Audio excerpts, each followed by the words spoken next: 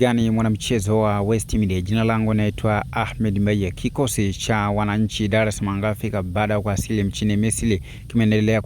kujiandaa katika mchezo wa ligi ya mabingwa barani Afrika hatua makundi dhidi ya wenyeji wao Al Ahly, mchezo ambao utapigwa Januari 23 katika dimba la Cairo International Stadium siku ya Ijumaa majira saa 1 usiku. Kupitia kwa daktari wa klabu hiyo Moses Tutu amesema hali ya kikosi inaendelea vizuri, ila hali ya hewa hapa Misri kuna tofauti mkubwa na Tanzania, huku kuna baridi kali. Na nyota wapi ambao wamesajiliwa katika kipindi hiki cha dirisha dogo klabu ya Dar es Salaam Afrika, hawa wameendelea kujifua hapo kujiandaa katika mchezo huo, akiwemo Alan Okello pamoja na Depu na nyota wengine.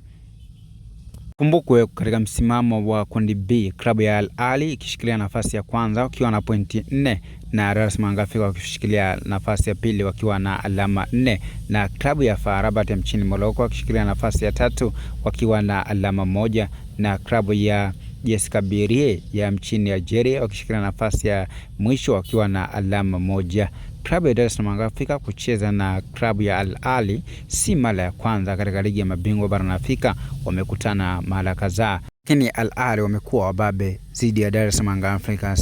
na mashabiki wa Dar es Salaam Afrika wamekuwa na matumaini makubwa sana kufanya vizuri katika ligi ya mabingwa barani Afrika msimu wa 2025-26 kutokana na usajili ambao umefanywa katika kipindi hiki cha dirisha dogo.